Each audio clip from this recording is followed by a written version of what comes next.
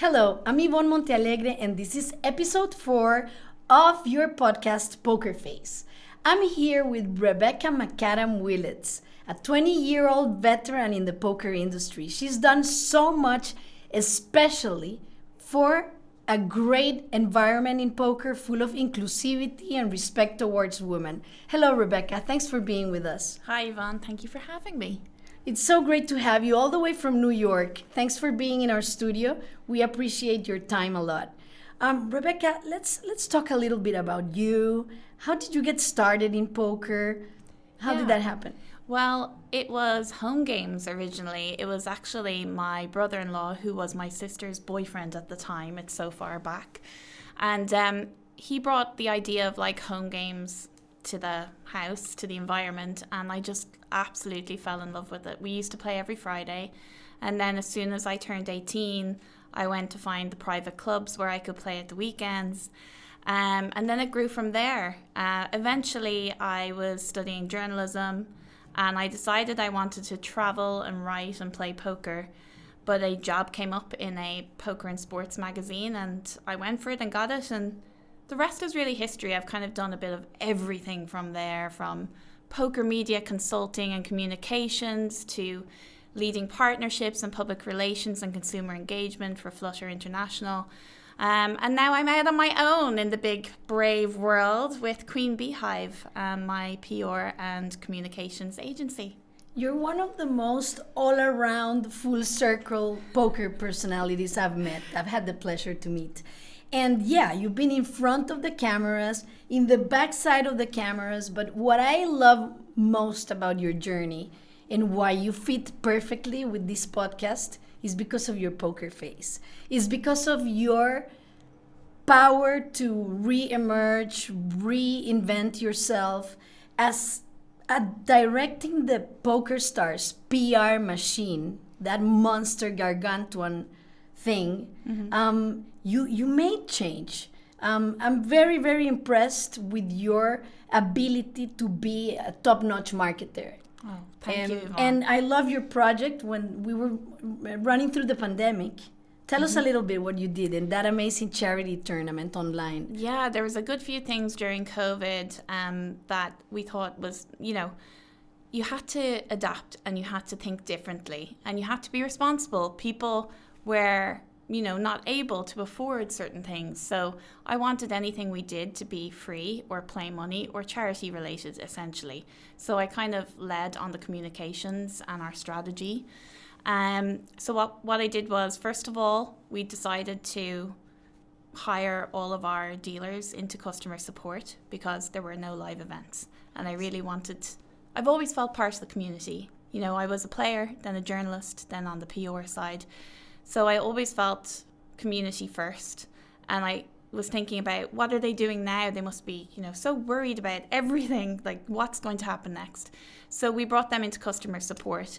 After that, I created an online event where I had over 90 celebrities turn their cameras on in their homes and play poker for charity, and we raised over $1 million with that event.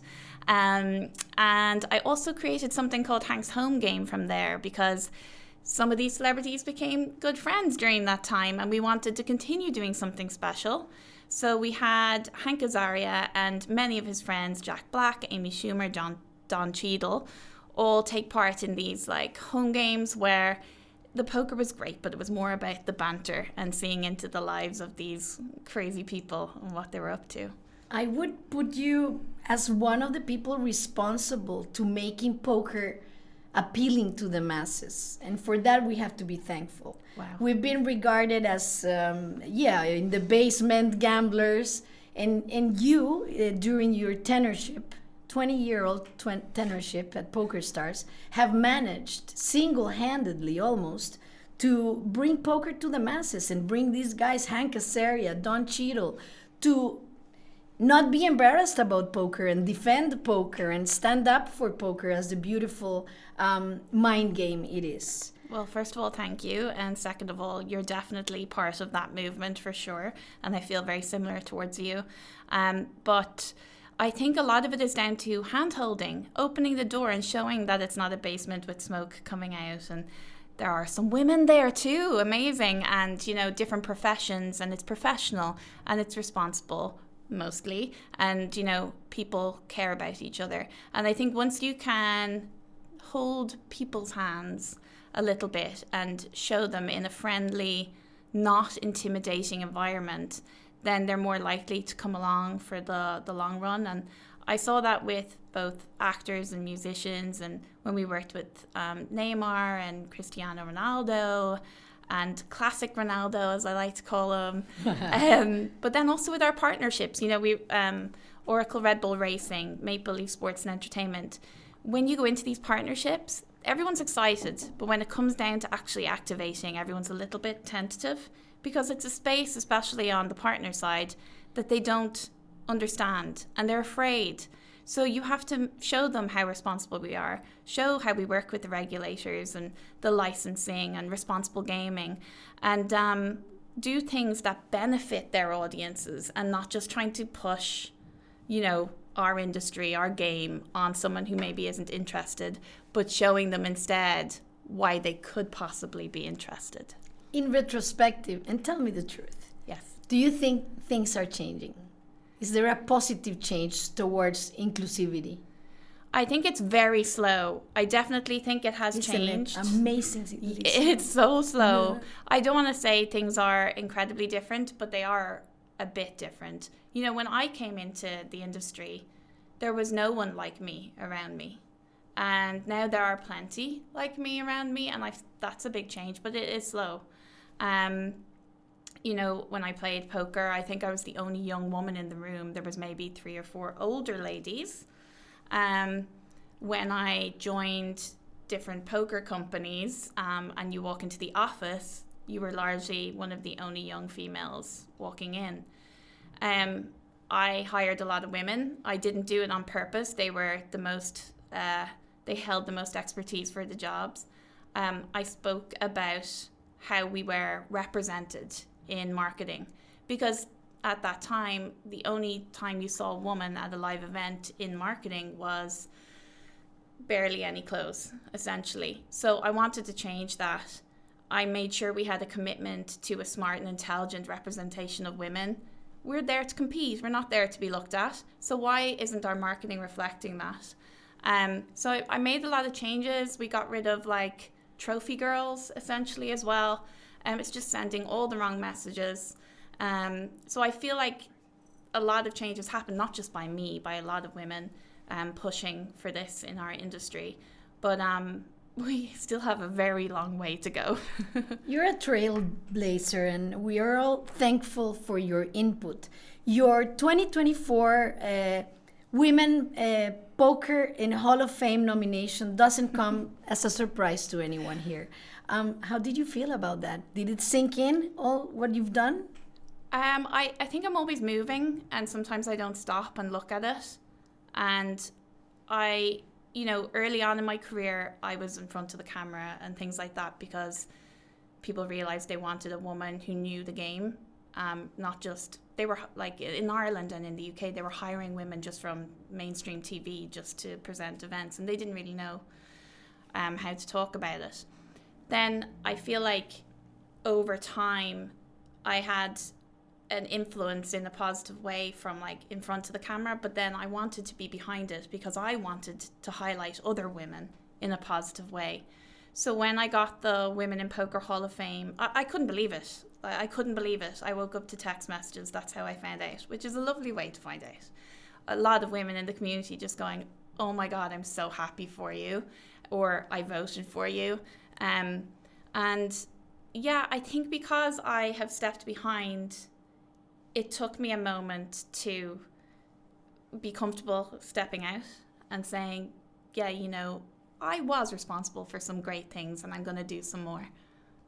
That's incredible. And which leads us to what you're currently doing, which is absolutely a dream. I mean, you're so good at it, and it's just only starting. You just had Beckett, your second child. Yes. Congratulations. Thank you. And you decided to build a business. Yeah. while at it. Yeah, so why not do it all, right? At the same time. Yeah, I launched the baby and the business into the world at exactly the same time. Yes, Even impressive. people thought I was crazy, but if you want something done, give it to a mother. I know there's many efficient women who aren't mothers out there, but your time, it just becomes so limited that you're highly focused and highly efficient in getting certain things done. Does it mean that right now maybe I'm not at 100% capacity because I've got a little person to focus on?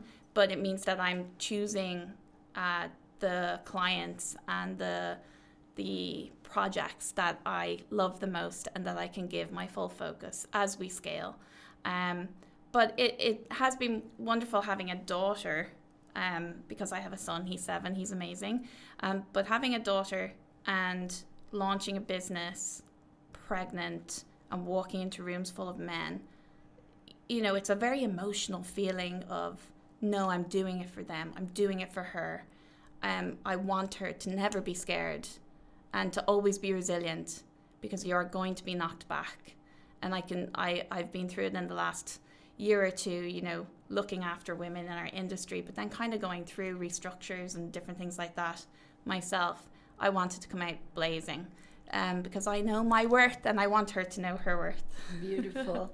Your business is called QueenBHive. Yes. Tell us a little bit the story behind it. I mean, It's super interesting that when the queen bee dies, instead of getting another royal bee, what they do is that they nourish any random bee to take that position. So it's a lot about nourishment, community, what we all decide where we want to go.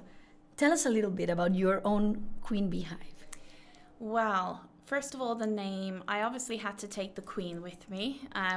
We're not just a gaming and PR or gaming and poker agency. We go beyond that, but gaming and poker will always be in my heart. And so the queen is important with that symbol. B is actually for Beckett, but it also reflects obviously such wonderful, powerful symbolism around the bee herself, and how the community is created around this one bee, and like you say, how they can nurture another one. And then the hive is all about community. So over the years, I've hired many agencies. Some get what we do, some don't at all. But I've met wonderful people throughout. And so I wanted to build a hive of talent. So freelancers, people from agencies I enjoy working with, contractors, influencers, people in the community who are amazing advocates, and just bring them together for different projects. Instead of having fear over competition, I wanted it to be about collaboration. And that's the whole idea of the Beehive, essentially. Well, this has been a connection throughout your career, celebrating women and celebrating others that are talented in our industry. Yes. And that's a beautiful feature you have. All throughout your career, you've been celebrating others, talented others, of course. And you're doing boot camps to potentiate people to have their best version of themselves. I know this is right now a very common topic, actually very trendy topic, but you have been doing it all your career. Yeah. What's the boot camp all about? I love that Jen Shahade wrote on her book when she was giving it to me. She said, "You've been supporting women since before it was cool," which I love. But I think a key part of QueenBHive, which I didn't mention, was I want to support women in male-dominated industries, whether that be gaming or sports or tech. It's not, our agency isn't just for women, but I lean that way a lot. And we have many women and female clients and female-owned brands that we're supporting. On the poker side, the poker lessons that you learn and the strategy that you can take across to business and leadership and life is just, it's something I will never leave behind. And I've been arranging live poker events, so it's a whole other stream of activity for QueenBHive. But within that space, I've had a lot of female poker events, close, intimate events. And within that space, I've been talking about strategy, leadership, aggression, resilience, risk-taking, decision-making. So I've been taking on some partners, and I partnered up with a company called The Garage. They look after, helping women and businesses in general take an idea from idea basically to prototype. And we decided to do a boot camp together in Malta that's all about, whether you are a want-to-be founder or you are someone in a corporate job and you want to take your game up another level. How do you advocate for yourself? How do you get your idea heard? What is the best way to gain the confidence and information to put your best foot forward? So that is the theme of the current bootcamp that we're running. But I have many a bootcamp plan internationally, all working with amazing brands, a lot of female-owned brands. What is it with poker and business, poker and risk aversion? Do you think it's important for people to know how to play poker? I think it gives you something that you probably wouldn't learn elsewhere in such a focused, intense, emotional environment. Because once you learn something at that table, it's very hard to get rid of, right? You play it in your head, like, what did I do wrong? What did I do right? What can I do differently the next time? And it's like that kind of microcosm of life and business. Things like sometimes you get so attached to what's right in front of you, you miss the bigger picture. It teaches you patience and observation. It teaches you to take your emotion out of a decision. There's just so many lessons that I think you're not even realizing you're learning because you're in a game and you're having fun, right? And then all of a sudden, you're having a decision to make, or you're in a setting where you have to be more confident and you think to yourself, actually, what's the outcome I want here? And you try and think a couple of steps ahead. And I feel like in poker, you have to think a few steps ahead. So there's just so many things that transfer over to life that a fun game can teach you. Very interesting. And tell me a little story about you, a little personal story. How has poker in a definite moment in your life has helped you, like with this patience, this resilience we're talking about? So there's a story that I'm telling in this boot camp that I don't think I've told fully publicly yet, and I'm happy to tell you, Yvonne. Thank you. What an honor. Yeah, so about, I would say, 12 years ago, maybe more, I was playing in an event, and I never got to play because I was always working at these events, as you know yourself. And so I was going to take part in a side event, and it was a team event. And I teamed up with a wonderful woman, Jennifer Mason, and the whole idea was that you would swap out every level. And when I tell this story, I want to be so careful to tell people poker is also lovely and you can have a great experience, but this was a very challenging experience for me. And I think it impacted my life in the industry in terms of I never wanted anyone to feel the way I felt at that table. I wanted to change the environment for any woman that was coming in, because if you were new, maybe you'd never come back. So I was in this event and I had this man at my table who basically just abused me the entire time verbally.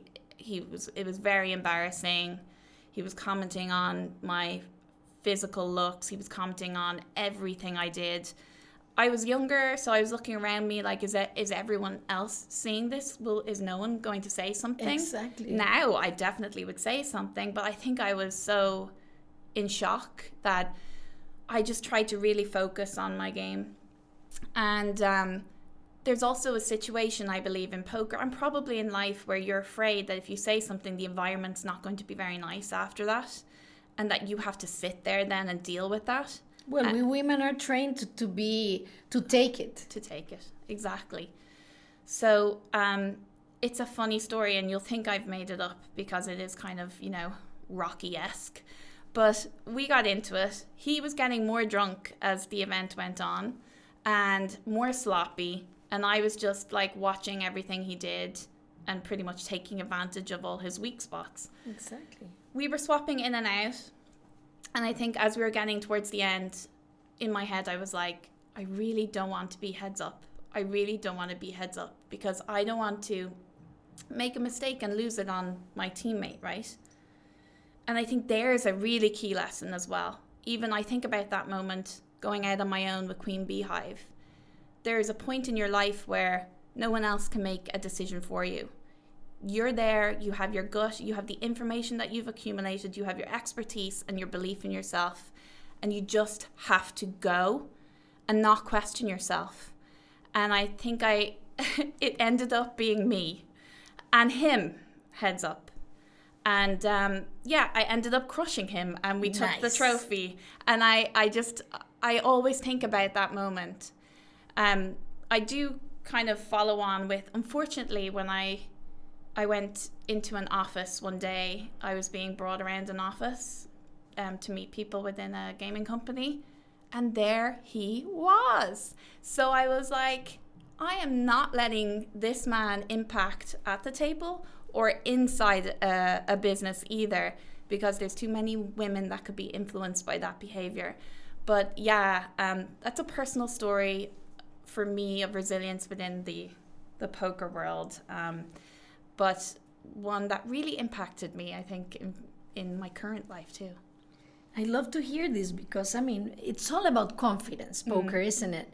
And we women, it's extra tough. When I see someone as successful as you are, I always think to be where she is has been 10 times harder than anything. So we appreciate you in the industry. I'm sorry our time has come to an end. I will keep chatting with you all day. We just want to tell you how thankful we are to have you in the poker industry. Thank you, Ivonne. The feeling is very mutual. Thank you. Thank you for being with us. Thank you.